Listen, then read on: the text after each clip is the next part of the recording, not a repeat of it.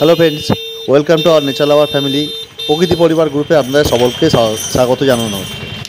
আজ আপনার সাথে ভাগ করে নেব পুরীর মন্দিরের কিছু ইতিহাস। পুরীর জগন্নাথ মন্দির হলো একটি গুরুত্বপূর্ণ হিন্দু মন্দির, যা ঈশ্বর বিষ্ণুর একটি রূপ জগন্নাথকে উৎসর্গ করা হয়েছে। পুরী ভারতের পূর্ব উপকূলে উড়িষ্যা রাজ্যে অবস্থিত। অবন্তীর সোমবংশ রাজা ইন্দ্রধনু পুরীতে ভগবান জগন্নাথের প্রধান মন্দির নির্মাণ করেছিলেন। বর্তমানে মন্দিরটি দশম শতকের পর থেকে পূর্ব গঙ্গা রাজবংশের প্রথম রাজা অনন্তবর্মন চোদ্গঙ্গার দ্বারা পুনর্নির্মিত শুরু হয়েছিল। তাতে কম্পাউন্ডে পূর্ব বিদ্যমান মন্দিরগুলির জায়গায় মূল জগন্নাথ মন্দির নয়। এই মন্দিরটি একটি বিখ্যাত হিন্দু তীর্থযাত্রা, বিশেষ করে বিষ্ণু ও কৃষ্ণ উপাসকদের একটি নিকট। এটি চারধামের অন্যতম, যেখানে সকল হিন্দু ধর্মের জীবনে অন্তত একবার যেতে চান। মন্দিরটি পূর্ব গঙ্গা রাজবংশের তৃতীয় ত্রিকলিঙ্গ রাজা অনন্তবর্মন 12 শতকে নির্মাণ করেছিলেন, যা তার বংশধর নরসিংহদেব দ্বিতীয় কেন্দুপাটনা তাম্রফলকের শিলালিপি দ্বারা প্রস্তাবিত। অনন্তবর্মন মূলত একজন শৈব ছিলেন এবং 1112 খ্রিস্টাব্দে উৎকল অঞ্চল জয় করার পর তিনি বৈষ্ণব হয়েছিলেন। 1134 থেকে 1135 খ্রিস্টাব্দের একটি শিলালিপি মন্দিরের তার দানকে লিপিবদ্ধ করে। অতএব মন্দির নির্মাণে অবশ্যই 1112 খ্রিস্টাব্দের পর শুরু হয়েছিল। মন্দিরের ইতিহাসে একটি গল্প অনুসারে এটি দ্বিতীয় অনঙ্গ ভীম দেব দ্বারা প্রতিষ্ঠিত হয়েছিল।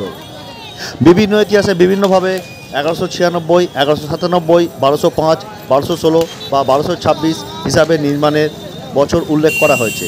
এটি থেকে বোঝা যায় যে মন্দিরের নির্মাণ সম্পন্ন হয়েছিল বা মন্দিরটি সংস্কার করা হয়েছিল অনন্তবর্মনের পুত্র অনঙ্গী ভীমার রাজত্বকালে।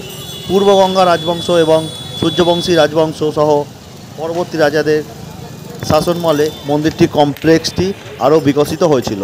মন্দিরের বিবরণ অনুসারে মাদলা পঞ্জি রেকর্ড করে যে পুরী জগন্নাথ মন্দিরে 18 বার আক্রমণ ও লুণ্ঠন করা হয়েছে।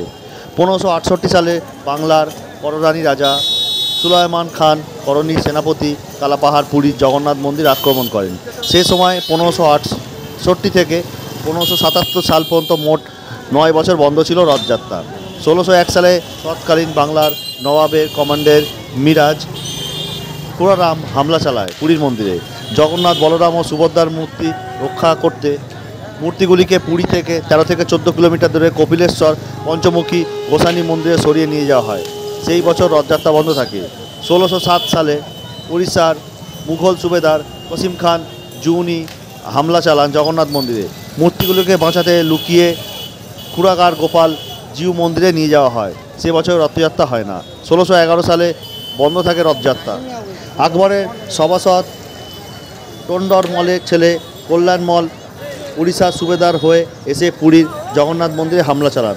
আক্রমণের খবর আগে পেয়েই মূর্তিগুলো চিল্কা হ্রদের মহিষানীতে সরিয়ে নিয়ে যাওয়া হয়। 1617 সালে আবার জগন্নাথ মন্দিরে হামলা চালান কল্যাণেশ্বর, তবে তার আসার আগেই 3টি মূর্তি চিল্কা হ্রদের গুরুবাইয়ে সরিয়ে ফেলা হয়। 1621 এবং 1622 এই 2 বছর বন্ধ থাকে রথযাত্রা। মুসলিম সুবেদার আহমেদ বেগ মন্দিরে হামলা করায় জগন্নাথ ও বলরাম সুভদ্রার মূর্তি বানাপুরের অন্ধরিয়াগড়ে সরিয়ে ফেলা হয়। 1692 সালে মুঘল সম্রাট ঔরঙ্গজেব মন্দিরটি বন্ধ করে দেওয়ার নির্দেশ দেন যতক্ষণ না তিনি এটি পুনরায় খুলতে চান, অন্যথায় এটি ভেঙে ফেলা হবে। স্থানীয় মুঘল কর্মকর্তারা যারা কাজটি সম্পন্ন করতে এসেছিলেন তাদের স্থানীয়দের দ্বারা অনুরোধ করা হয়েছিল এবং মন্দিরটি কেবল বন্ধ করে দেওয়া হয়েছিল। উড়িষ্যার মুঘল কমান্ডার একরাম খান মন্দিরে হামলা পরিকল্পনা করেন। হামলার খবর আগে থেকেই পেয়ে পুরোহিতরা খুড়োদার বিমলা মন্দিরে লুকিয়ে রাখেন। সেখান থেকে মূর্তিগুলো চিলিকা হ্রদের কাছে গাডা কোকলা গ্রামে সরিয়ে ফেলা হয়। সেখান থেকে আবার বানাপুরের বড়া হন্তুয়াদা গ্রামে সরানো হয় মূর্তিগুলি। এই কারণে 13 বছর সেবার রথযাত্রা অনুষ্ঠিত হতে পারেনি। 1707 সালে ঔরঙ্গজেবের মৃত্যুর পর এটি পুনরুদ্ধার করে চালু করা হয়। 1731 সালে মুসলিপত্তনমে নবাব মোহাম্মদ তাকি খান মন্দিরে হামলা চালান। চিলিকা হ্রদের কঙ্কনা শেকির কুড়ায় সেবায় লুকিয়ে রাখা হয় মূর্তিগুলি। সেখান থেকে মূর্তিগুলি নিয়ে যাওয়া হয় খুর্দার হরিশ্বর মণ্ডপে। সেখান থেকে আবার গঞ্জাম জেলার চিকিলি গ্রামে নিয়ে যাওয়া হয় মূর্তিগুলি। সেই বছরও অনুষ্ঠিত হয়নি পুরীর রথযাত্রা।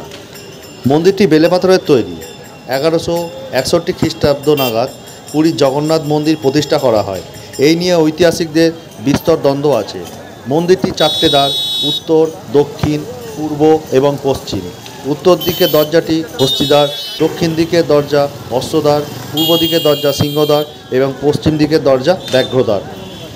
মন্দিরের গোপন কক্ষে 7টি ঘর আছে। সেটি ঘরগুলি হলো রত্নভাণ্ডার। 34 বছর আগে মাত্র 3টি ঘরের তালা খুলতে সক্ষম হয়েছিলেন কর্মকর্তারা। বাকি ঘরগুলিতে কী আছে আজও রহস্যময় হয়ে আছে। শ্রী জগন্নাথের ব্রহ্মবস্ত্রর মতো রত্নভাণ্ডারের রহস্য অধরাই রয়ে গেছে। যে কক্ষগুলি খোলা সম্ভব হয়েছিল সেখান থেকে উদ্ধার হয় 180 রকমের মণিমুক্ত খচিত স্বর্ণ অলঙ্কার, যার মধ্যে আছে মুক্ত প্রবালের মতো অত্যন্ত দামি পাথর। এছাড়া 146 রকমের রৌপ্য অলঙ্কার। তবে সবই ভিতরের রত্নভাণ্ডারের কথা। পাহাড় ভাণ্ডারের চিত্র কিছুটা অন্যরকম।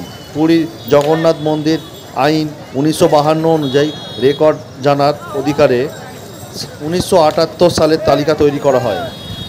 সেই তালিকা অনুযায়ী পাহাড় ভাণ্ডারে 150 রকমের স্বর্ণ অলঙ্কার আছে, যার মধ্যে 3টি স্বর্ণহার আছে, যার এক একটির ওজন প্রায় 1.5 কেজি।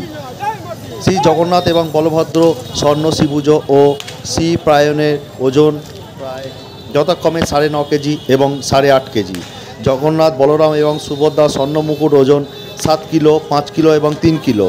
1978 সালে 13 থেকে 23 মের মধ্যে পুরীর মন্দিরের প্রশাসন তৈরি হিসাবে অনুযায়ী মণিমুক্ত খচিত 120 কেজি এবং 831 গ্রাম স্বর্ণ অলঙ্কার, 220 কেজি 153 গ্রাম রৌপ্য অলঙ্কার, রূপোর বাসনপত্র সহ বিভিন্ন দামি বস্তু রত্নভাণ্ডার পাওয়া গিয়েছে।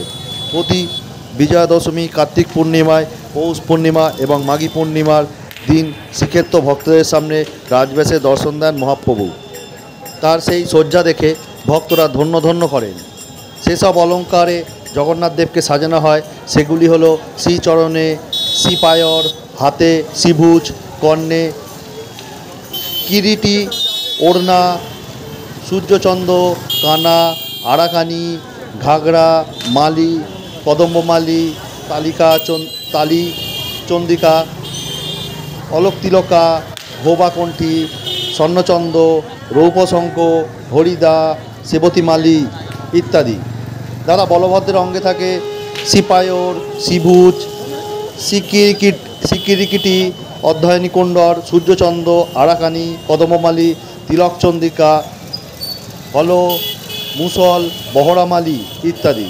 সুভদ্রার অঙ্গে থাকে শ্রীপায়ার, শ্রীভুজ, কিরিটি, ওড়নামালি, ঘাগরা মালি, কানামালি, সূর্যচন্দ্র, আদাকানি, সেবতী মালি, তাগড়ি ইত্যাদি। এই হলো জগন্নাথ মন্দিরের এক সংক্ষিপ্ত ইতিহাস আপনাদের সামনে তুলে ধরলাম। আপনারা অবশ্যই এগুলি শুনবেন এবং অন্যকে শোনার সুযোগ করে দেবেন। দয়া করে এগুলি শেয়ার করবেন। যারা জানে ভালো, আর যারা না জানে তাদের জানার সুযোগ করে দিন। যাই হোক, আজকে এই ভিডিওর মাধ্যমে আমি এখান থেকে বিদায় নিচ্ছি। আবার দেখা হচ্ছে আপনার সাথে আগামী পর্বে। আজকের মতো আমাকে এখানেই বিদায় দিন। টাটা, ধন্যবাদ। সবাই ভালো থাকবেন, সুস্থ থাকবেন, ভালো করে ঘুরবেন, আর আমাকে অবশ্যই কিন্তু জানাতে ভুলবেন না কিন্তু।